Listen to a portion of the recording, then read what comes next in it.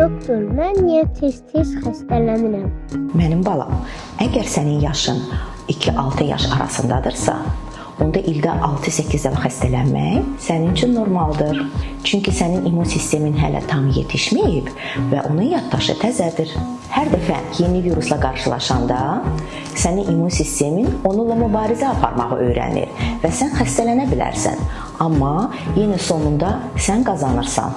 Çünki immunitetin güclənmiş olur və onun yaddaşı artır. Nə qədər biz erkən yaşda bir çox viruslarla qarşılaşsaq, o qədər gələcəkdə daha güclü silahlanmış oluruq. Əgər sən bağçaya gedirsənsə, onda bu proses daha da sürətlənir. Bəs mən nə edim ki, çox ağır xəstələnməyim?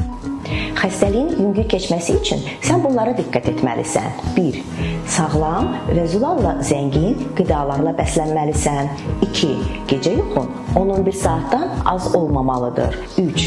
Burunla nəfəs almalısan, ağızla yox. 4. Gündəlik təmiz havada gəzməlisən. 5. Fiziki cəhətdən aktiv olmalısan.